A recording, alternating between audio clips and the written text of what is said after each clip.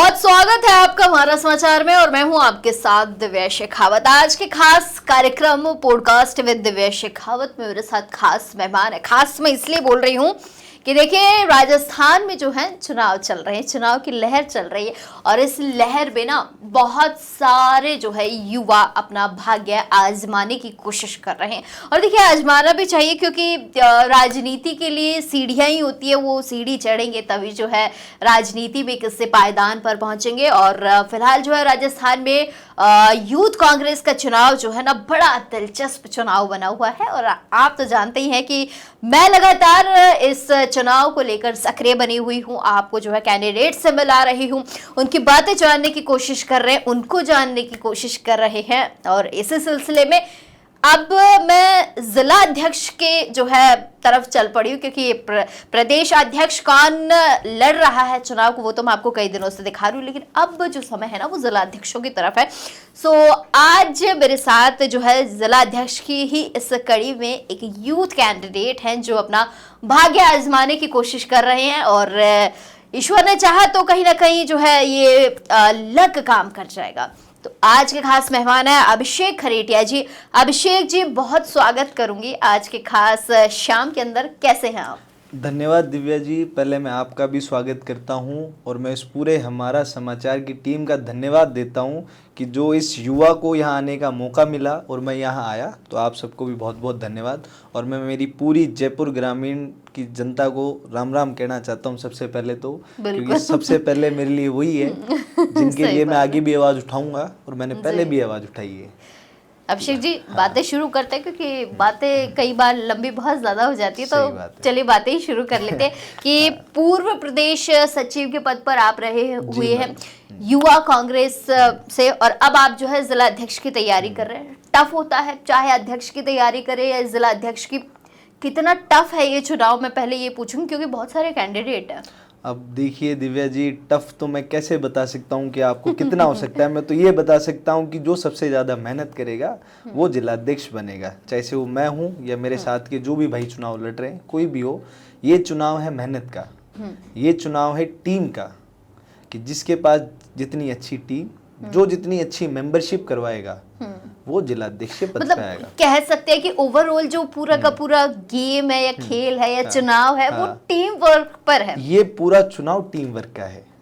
ये ऐसा कोई चुनाव नहीं है कि मैं ऐसा कोई चर्चित चेहरा रहूं जो एक बार आके मैंने हाथ हिला दिया और वहां की जनता मेरे साथ लग जाए, ऐसा कोई चुनाव नहीं है। ये चुनाव ऐसा है कि मेरे को गली मोहल्ले जितने भी मेरे भाई रहते हैं जो इस युवा कैटेगरी में आते हैं 18 से 35 साल वाली में, उन भाइयों से मिलना भी है और मिलके उन्हें समझाना भी है कि हम युवा कांग्रेस के सिपाही हैं और हम युवा कांग्रेस के लिए क्या क्या चीजें करते हैं जो देश के युवाओं के हित में होती है। चाहे से कोई धरना देना हो, कहीं लाठी कानी हो, तो सबसे आगे आपको युवा कांग्रेस का सिपाही खड़ा मिलता है। तो हम सब लड़ाई युवाओं की करते हैं कि जो पीड़ित युवा है, जिसको उसका न्याय नहीं मिला, जिसको किसी हक नहीं मिला या कोई किसी और चीज से परेशान है, तो हमारी लड़ाई रहती है कि उनको न्याय दिलवाएं। न्याय दिलवाने में ऐसे कि हम उनकी आवाज पहुंचा सके आगे तक, कि हमारे हाथ में यही है कि हम आवाज उठाएं और उनकी युवाओं की आवाज हम आगे पहुंचाएं। और बाकी आप देख रहे हैं कि जैसे आज के हालात क्या हैं पूरे देश प्रदेश के, कि युवा कितना परेशान हो रखा है, हताश है, हताश है, पूरा कह नहीं सकता किसी को बातें। आप ये देखिए ना, डिग्री होल्डर, ग्रेजुएट, IITians आज जॉबलेस है। बिल्कुल। आप सोचिए कि फिर देश कहाँ बढ़ रहा है। अगर हमारे युवा ही आगे नहीं बढ़े तो फिर देश आगे कैसे बढ़ेगा? देश का युवा तो फ्यूचर ही है। एग्जैक्टली फ्यूचर ही है, युवा यूथ ही है फ्यूचर। तुम हम ही है आगे। कि आज देखिए जैसे आज हम यहाँ मेहनत कर रहे हैं, कल को हम किसी और जगह मेहनत करेंगे, पर हम मेहनत तभी करेंगे जब हम युवा मजबूत होंगे। अगर हम युवाओं में कमजोरी आ गई या हम में नकारात्मक आ गई किसी भी चीज को लेके कि यार ये काम नहीं होगा और तो बहुत कैसे काम चलेगा? को होता भी है कि अरे यार ये नहीं हुआ तो छोड़ते हैं इसे, है ना। पर आज की युवा दिव्या जी ऐसी है कि जो काम नहीं होता ना उसके पीछे बहुत भागती है। आज जो बेरोजगारी का स्तर बढ़ा हुआ है, तो आप देखिए ना, सब रोजगार पाने के लिए पड़े हुए हैं।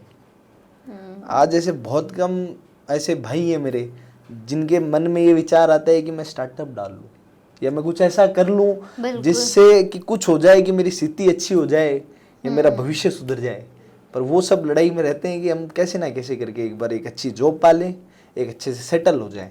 तो देखो युवा तो मेहनती बहुत है, जैसे आप उनके हाथ में लाडू दो या ना दो, वो तो फिर भी मेहनत करेंगे। मेहनत तो बिना मेहनत के कुछ हो भी नहीं सकता। बिना मेहनत के तो क्या हुआ है, बिना मेहनत के तो इंसान 2 वक्त की रोटी ही नहीं कमा सकता। अच्छा कहाँ मुझे से एक बात कमाएगा? बताइए, मेहनत है तभी है, मेहनत या माइंडसेट, Mindset। या जिसका माइंडसेट बड़ा होगा तो हो सकती है उसको उसके मेहनत। विजन्स बहुत क्लियर होंगे, वो वैसे ही हाँ, जिसके सोचेगा। विजन्स क्लियर होंगे वो अपने आप आगे जाएगा, वो अपने साथ चेन बनाएगा, टीम बनाएगा। बिल्कुल, और वो चेन कहीं तो ना वो कहीं भी कामयाब एक करेगी मेहनत उसे। होती है माइंड की, मेहनत सब जगह है, किसी की शारीरिक होती है और किसी की माइंड की होती है। बिल्कुल। तो जो भी मेहनत करेगा वो तो आगे बढ़ेगा वैसे भी। बट है ना, आप बुरा नहीं मानेगा अभिषेक जी, हाँ। आजकल का जो युवा है ना वो यहाँ से खेलता है।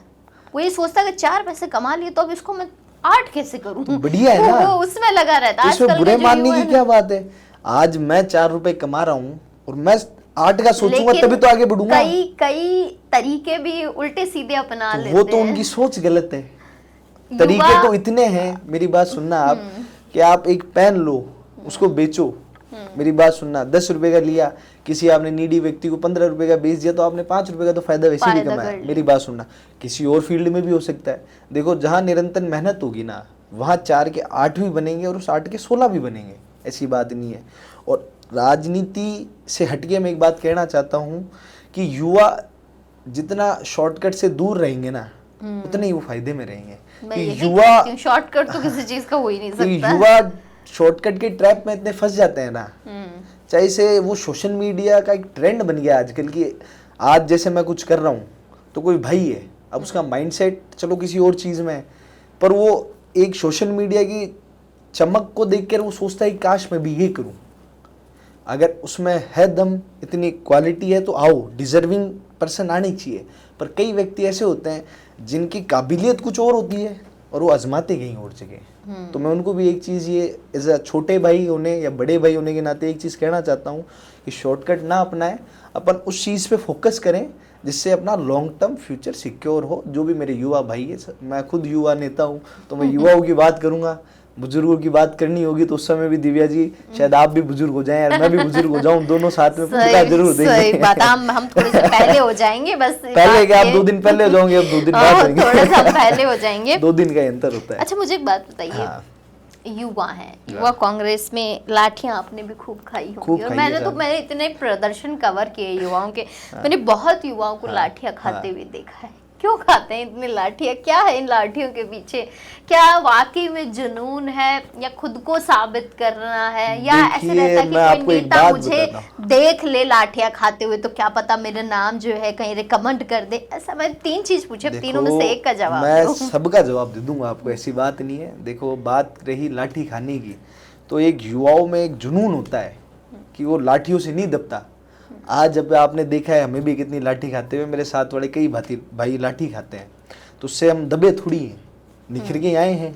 आज हम चलो किसी चीज़ का हमने घेराव करा, कि हमने एक घेराव करा कि SIR के मामले पे, उसमें मेरे को गिरफ्तार करा, 4 पुलिस वालों ने मेरे हाथ पैर पकड़े, राष्ट्रीय अध्यक्ष जी के साथ मेरे को पुलिस वैन में डाला, तो ठीक है डाला। अब वहाँ मीडिया कवरेज की बात अलग है, पर वो एक लड़ाई ऐसी थी कि यार किसी का हक छीना जा रहा है। आज हम लड़ाई किस पे कर रहे हैं, किसी का हक छीना ना जाए।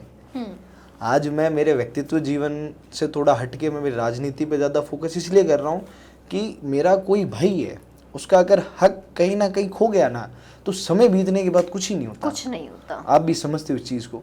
तो लाठी तो ऐसी है कि कितने खाते आए हैं आप खुद जानते हो, और लाठियों से तो हम ना पहले डरे हैं ना आगे डरे हैं।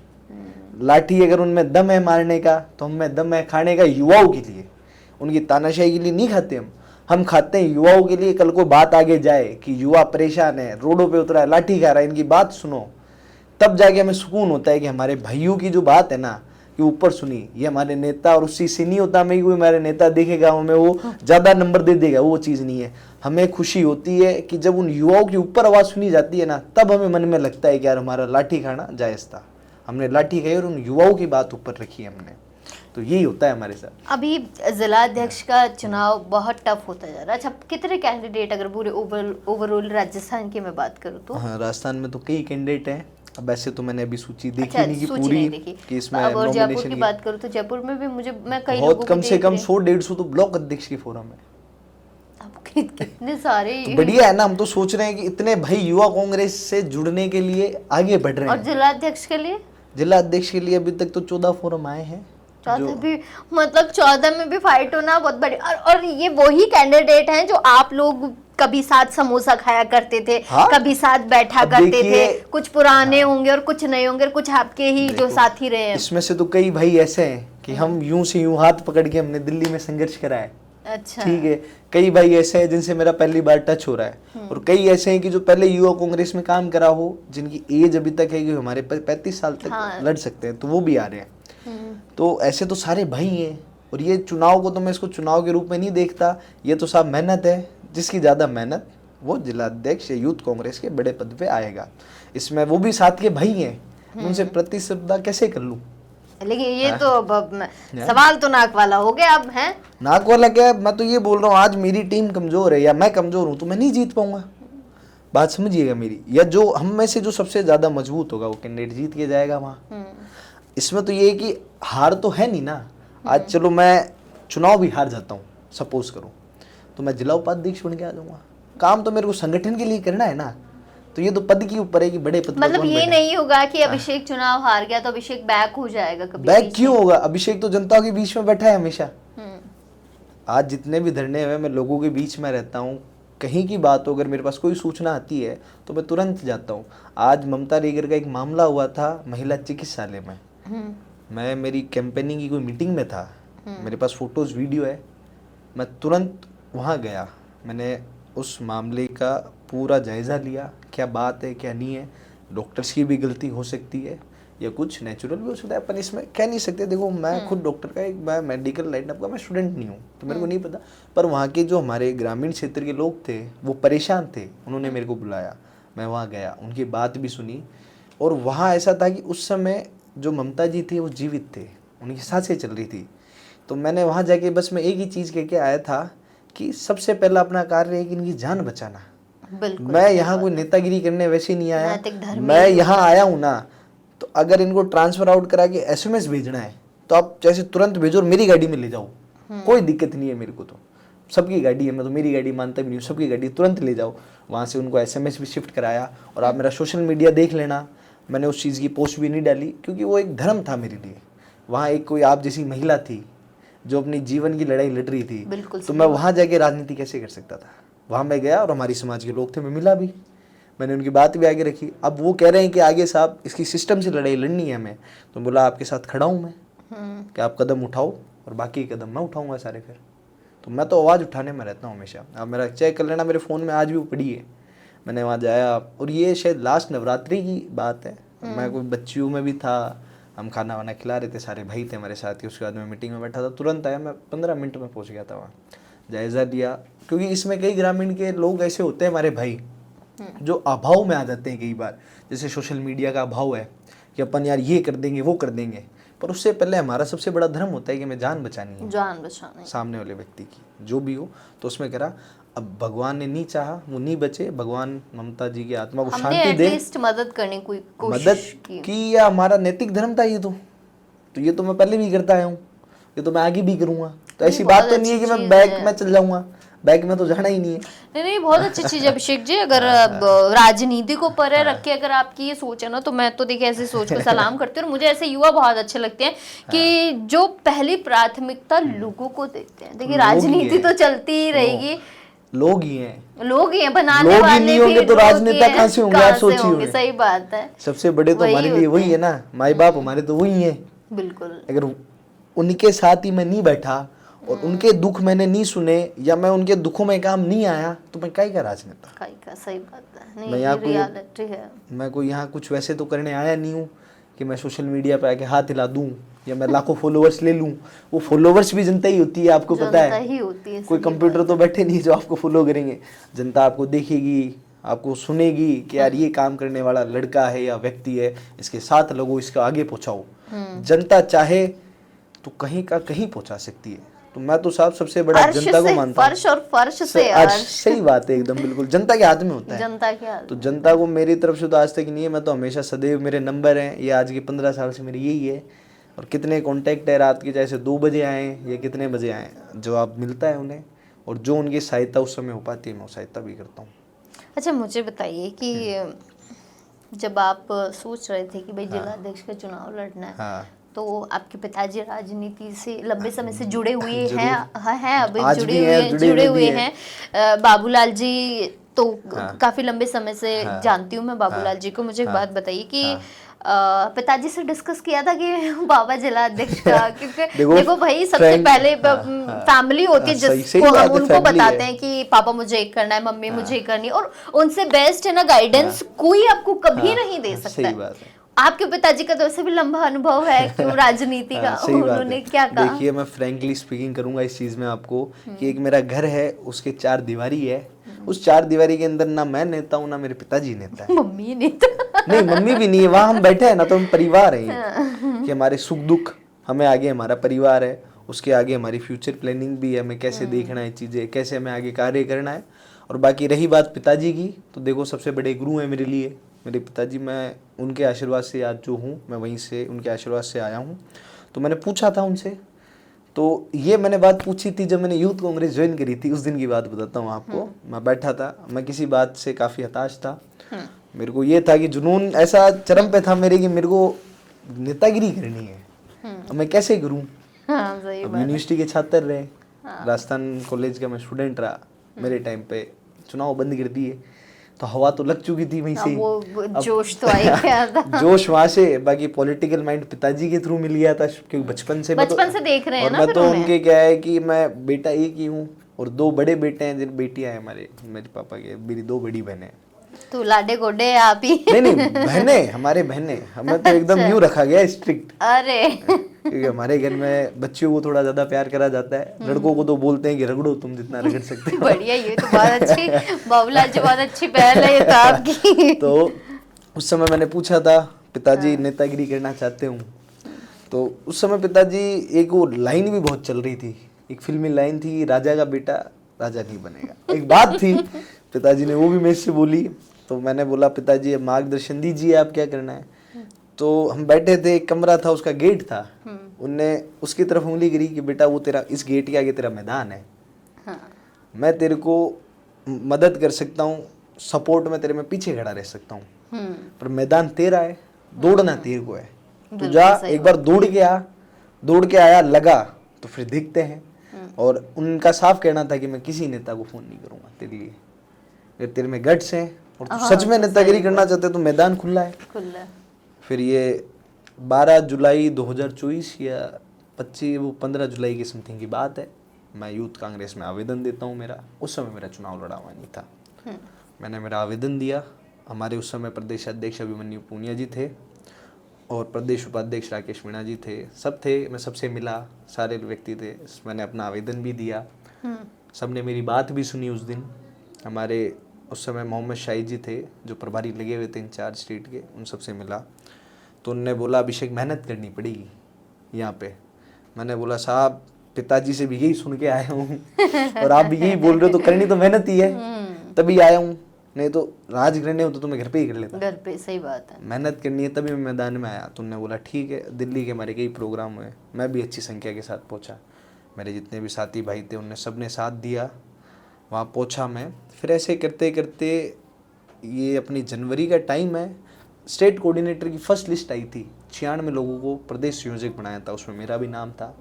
तो वो लिस्ट में पिताजी के पास लेके गया था कि मैंने कर दिखाया कि पिताजी अब ये मैदान था, अब ये पद मिला है, तो बोला इस पे काम करो। फिर दूसरे दिन से हम उस पे काम करने लग गए।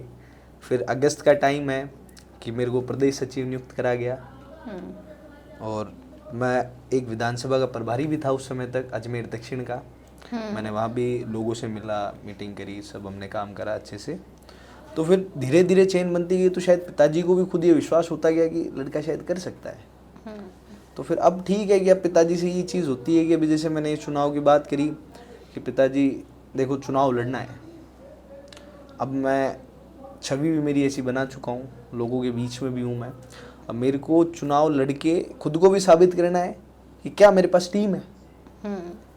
बोलते तो सब है कि हम आपके, मन में तो किसी के झाँक के देख नहीं सकते, नहीं देख सकते, वो तो ऐसे चुनाव ही होते हैं जो आपको बताते हैं बताते कौन कौन आपका है आपका आपका है, नहीं कौन है। नहीं है। तो मेरे को भी एक ये चीज़ थी कि मैं सभी भाइयों के साथ मिल गए, और ऐसी बात नहीं, मेरे सारे भाई मेरे हैं।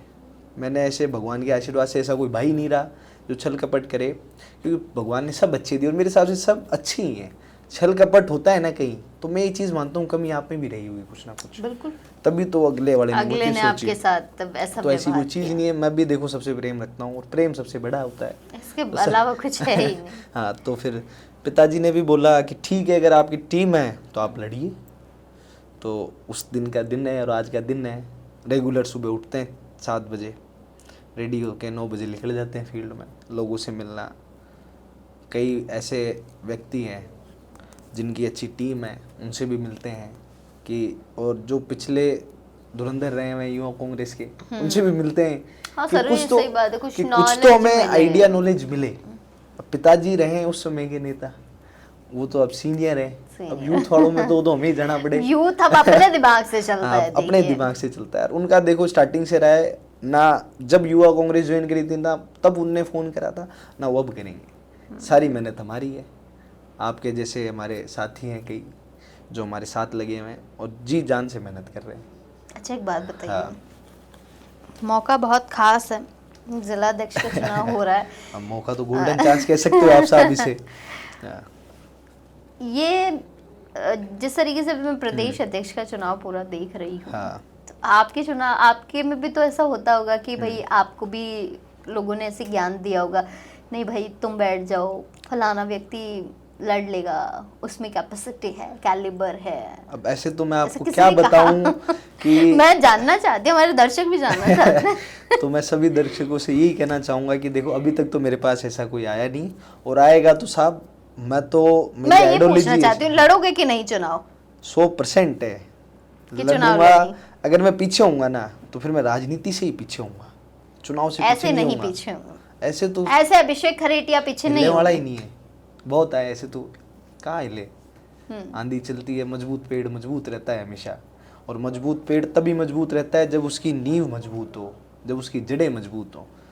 अब वो जड़ें मेरे सारे भाई हैं और हमारी सारी टीम है, वो बहुत मजबूत है इस चुनाव में, और सब अच्छी मेहनत कर रहे हैं। प्रदेश अध्यक्ष का चुनाव भी देख रहे हो? प्रदेश अध्यक्ष का भी देख रहे कितना हैं साहब, कितना रोचक हो रखा है बहुत रोचक हो रखा है इस बार का चुनाव, तो बहुत ही रोचक हो रखा है ना, दिलचस्प हो रखा है, दिलचस्प, क्योंकि बहुत अच्छी बात है ज्यादा। ना। जितना दिलचस्प चुनाव होगा उतने युवा ज्यादा साथ जुड़ेंगे, युवा सोचेंगे अगली बार हम भी शायद हम इस भी जगह। इस जगह। आज हमारे विनोद जी को राष्ट्रीय अध्यक्ष बनाया, वो मेरे बड़े भाई हैं, पर आज वो राष्ट्रीय अध्यक्ष बनते हैं एक ऐसी कम्युनिटी से, तो हम इतने खुश होते हैं कि कल को हम भी शायद वहाँ बैठ सकते हैं। क्यों? और विनोद ने बहुत मेहनत की है यहाँ मेहनत तक इतनी पहुँचने करी के है, लिए। सबसे बड़ी चीज़ है कि मेहनत करिए तभी तो एक वो चीज़ है। तो आज हम, मैं तो उनको देखो एज अ एल्डर ब्रदर देखता हूँ, मेरे बड़े भाई हैं, और वो जितनी मेहनत कर रहे हैं ना, उनको देख के हमें भी जोश मिलता है कि हम भी निरंतर मेहनत करते रहे, कभी ना कभी हमारा भी नंबर आ सकता है। नहीं, बिल्कुल सही बात है। और राजस्थान से पहली बार कोई बहुत अच्छी बात है, बहुत अच्छी बात है। राष्ट्रीय अध्यक्ष बनना बहुत बड़ी बात होती है, मतलब देखो पूरे भारत का, छोटे मोटे लेवल का नहीं, कोई गांव ढाणी का नहीं, पूरे भारत का सिंगल डेजिग्नेशन सबसे बड़ी सिंगल। सही बात है। अब एक सवाल और है मेरा कि आइडल की बात आती है हमेशा, किसी ना किसी का कोई ना कोई व्यक्ति जो है आइडल रहता ही है। किसी के माता पिता होते हैं, कोई किसी भगवान को आइडल मानता है, कोई किसी ऐसे अब व्यक्ति को जिसने बहुत संघर्ष किया हो। आपके भी कोई आइडल रहे देखो होंगे? माता पिता तो सबके ही आइडल रहते हैं। आज आपके माता पिता आपके आइडल है, मेरे माता पिता मेरे आइडल है, ठीक है। उसके बाद जो असलियत में आइडियोलॉजी की बात आती है कि आप किस विचारधारा पे चलना चाहते हो, तो सब मैं आइडियोलॉजी फॉलो करता हूँ 3 जनों की। सबसे पहले भगत सिंह, उसके बाद मैं फॉलो करता हूँ महात्मा गांधी जी, उसके बाद मैं फॉलो करता हूँ बाबा साहेब भीमराव अम्बेडकर। कि जहाँ युवाओं की बात आएगी तो मैं भगत सिंह जैसा कलेजा रख के लड़ाई लड़ने की कोशिश करूँगा। उन जैसा बन नहीं पाऊँगा पर मैं कोशिश करूँगा। और जहाँ बात आएगी पीड़ितों की, कि जो वर्ग पीड़ित है, कोई सही हो मेरे को मतलब नहीं है, जो वर्ग पीड़ित होगी, उस समय में जिस तरीके से बाबा साहेब कार्य करते थे उस कार्य करने की कोशिश करूँगा कि जो पीड़ितों को उनका हक दिलाऊं जैसे बाबा साहेब ने कार्य करके दिलाया। ठीक है, कहीं अहिंसा की बात आई कि सामने वाले बहुत अहिंसावादी हैं, ऐसे हैं, हिंसा की बात, अहिंसा की नहीं हिंसा की बात आई, तो मैं महात्मा गांधी जी को फॉलो करूँगा वहाँ। कि मैं अहिंसा से बैठूं, मैं सत्याग्रह पे बैठूं, मैं वैसे बात बताऊं। तो मेरी तो ये 3 आइडियोलॉजी है जिनको मैं फॉलो करता हूं। सबसे बड़ी आइडियोलॉजी मेरे जीवन में यही है। और मेरे तो आज तक वॉलपेपर भी भगत सिंह जी ही रहे शुरुआत से, क्योंकि एक इनके प्रति एक फैन बेस भी मान सकते हो कि सबसे बड़ा फैन भी कह सकते बनना हो तो भगत सिंह जैसा बनो। नहीं ठीक है ना, कि 21 साल की उम्र में कोई नहीं कर सकता जो उन्होंने करा। बिल्कुल। उतना कलेजा अगर किसी में हो तब मजा है जीवन जीने का। तो मैं कोशिश करता हूँ उन जितना जिगरा रखूँ अपने अंदर, कि युवाओं की बात आती है ना, तो मैं यही कोशिश करता हूँ कि कहीं ना कहीं मैं भगत सिंह जैसे कोशिश करूँ लड़ने की, कि युवाओं की इतनी मजबूत आवाज़ उठे। फिर पीड़ितों की आ जाती है तो मैं सोचता हूँ कि बाबा साहेब जैसे सोचो कि पीड़ितों को उनको न्याय कैसे मिले, अपन उनको न्याय कैसे दिलाए। हर जगह हर चीज़ काम नहीं आती, पॉसिबल नहीं। फिर हिंसा की बात हो जाए कहीं तो फिर अहिंसा की बात करो, महात्मा गांधी जैसे। सबकी आइडियोलॉजी मानो, मैं तो ये कहता हूँ। और सारे ही बड़े हैं, मैं तो छोटा हूँ बहुत, उम्र तो मेरी छोटी है, पर सारे ही बड़े हैं मेरे लिए। तो मैं सबको आइडियोलॉजी फॉलो करता हूँ और इनकी आइडियोलॉजी पे चलता हूँ मैं तो। अब मैं ऊर्जा मिलती है इस चीज़ से कि आज हम मेहनत कर रहे हैं तो कल को हमें भी कुछ ना कुछ आगे मिलेगा। ये पुराना वाला समय नहीं है, ये नया समय। यहाँ जो मेहनत करेगा वो व्यक्ति आगे जाएगा।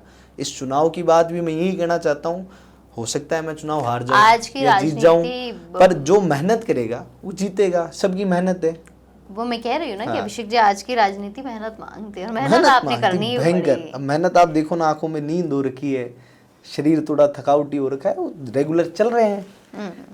तो मतलब आज तो हम तीखे सवाल ना पूछें फिर। नहीं तीखे पूछ सकते हो, ऐसी बात नहीं है। ये तो देखो, मैं चाहता हूँ कि आज अपन युवाओं की बात करें तो वो ज्यादा बेहतर रहे। बिल्कुल। ये तीखे सवाल आप पूछने चाहो तो पूछ सकते हो, सब पूछो। आज नहीं, वो किसी फिर चर्चा में करेंगे क्योंकि अभी समय बहुत सारा है। सो आज तो उन चीजों को नहीं छेड़ती हूँ। एक और मैं एक आखिरी सवाल और पूछूंगी आपसे कि यूथ में अभी चुनाव की जो है प्रक्रिया चल रही है, आपके जो पूर्व प्रदेश अध्यक्ष रहे हैं उनसे भी कुछ बातें हुई हो, उनसे भी कोई गाइडेंस ली हो?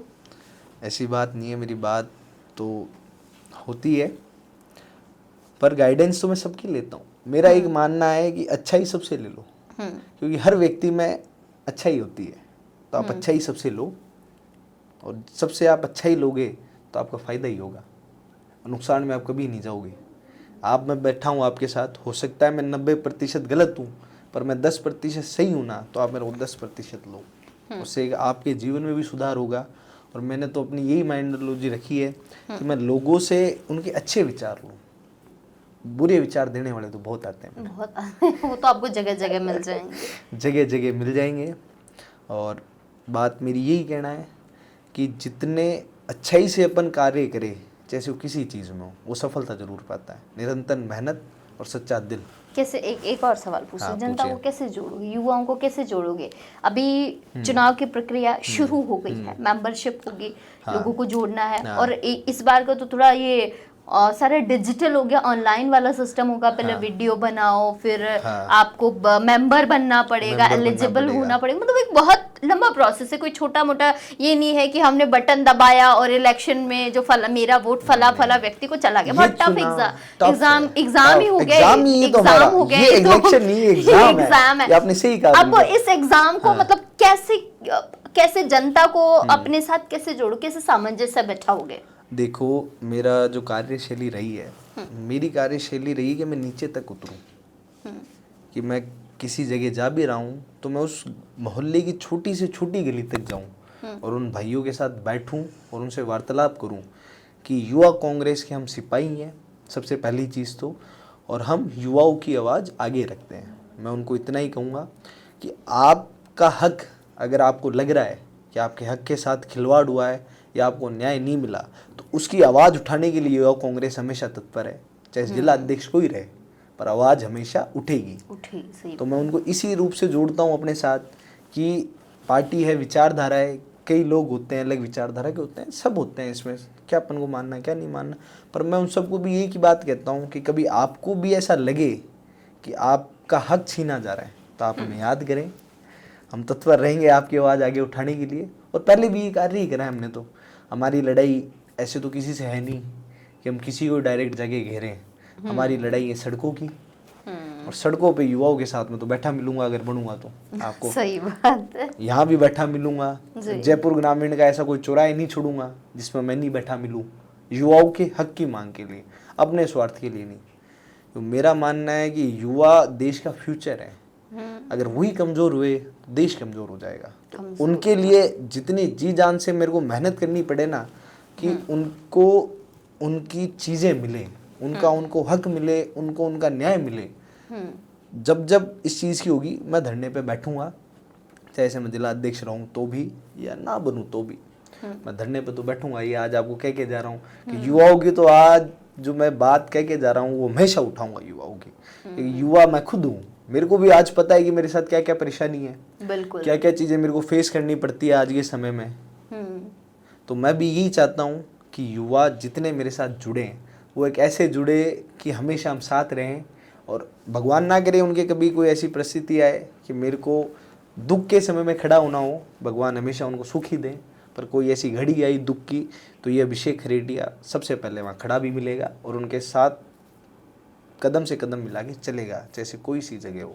मैं घबराता नहीं हूँ किसी चीज़ से, ना मेरे को किसी चीज़ का डर है, क्योंकि मैं लोगों के लिए आना चाहता हूँ। सबसे बड़ी चीज़ कि जब मैं लोगों के लिए आऊँगा ना, तब लोग कम से कम सुनेंगे कि नहीं यार ये बच्चा है, ये बात कह रहा है तो इसकी बात में दम है। तब होगी जब मैं युवाओं की बात है ना आगे रखूंगा। ऐसे तो फिर क्या ही बात करें आपसे, आप भी समझते हो युवाओं का ही पूरा है। और ये तो मैं तो जिला अध्यक्ष भी बनूंगा तो युवा जिला अध्यक्ष बनूंगा, मेरे आगे युवा लगेगा। कांग्रेस तो लगेगा पर उसके आगे भी युवा लगेगा।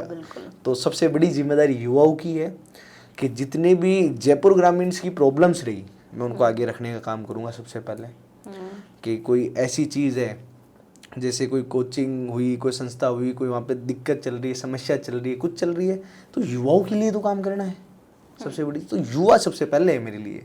ये चुनाव में लड़ भी रहा हूँ तो युवाओं के लिए लड़ रहा हूँ और युवाओं के दम पे लड़ रहा हूँ। सबसे बड़ी चीज़ अकेला तो अभिषेक कुछ ही नहीं है, कुछ नहीं, कोई नहीं कर सकता अकेला। तो चलिए अभिषेक जी, बहुत भविष्य के लिए मैं शुभकामनाएं दूंगी आपको, और ये जिला अध्यक्ष का चुनाव आप जरूर जीते, क्योंकि मैंने अभी भी कहा ना एग्जाम बहुत टफ होता जा रहा है। पहले टफ की तो बात ऐसी, जो मेहनत करेगा वो पास होगा, वो पास होगा बिल्कुल। और कोई आज मैं मेहनत कर रहा हूँ, भगवान मेरी सुनेगा तो मैं पास होऊंगा, या जिसने मेरे से ज्यादा मेहनत करी वो पास होगा। तो मेहनत का चुनाव है और हेल्दी फाइट है, किसी से कोई घृणा की लड़ाई है ही नहीं है। ये तो हेल्दी लड़ाई है, जो जिसकी ज्यादा मेंबरशिप हुई वो बनेगा। तो कमेटी में सब आएंगे। चलिए बहुत शुक्रिया अभिषेक जी। धन्यवाद तो आपका भी और बहुत बहुत। ये जो है मैंने फिर से कहा ना कि एग्जाम बहुत टफ होने वाला है, और सबसे अच्छी बात है कि ये दिलचस्प होने वाला है, क्योंकि प्रदेश अध्यक्ष का चुनाव बहुत ज़्यादा दिलचस्प हो चुका है। हम लगातार आपको अपडेट दे रही हूँ। उसके साथ ही अब जिला अध्यक्ष का भी जो है नाम आने लग गए, सामने रुझान दिखने लगे। 14 मेंबर बहुत सारे होते हैं, और अभी तो 14 तो इन्होंने बताए ना जाना, अभी तो कितने सारे कैंडिडेट्स होंगे जिनके मन में होंगे ये चुनाव लड़ने की। खैर मैं तमाम जो कैंडिडेट्स हैं उनको इस प्लेटफॉर्म पर आमंत्रित भी करती हूँ, आप आइए, अपनी बात रखिए, और मेरे खूबसूरत से कार्यक्रम में पॉडकास्ट विद दिव्या शेखावत में, बहुत खूबसूरत इस कार्यक्रम में आप आइए। आपकी आवाज़ हम बनेंगे, आपकी बातें जो है जनता तक दिखानी बहुत ज़रूरी होती है। यूथ है और यूथ के साथ ही हमें भी मिलकर चलना है। और तमाम छोटी बड़ी अपडेट्स के लिए देखते रहिए हमारा समाचार। नमस्कार।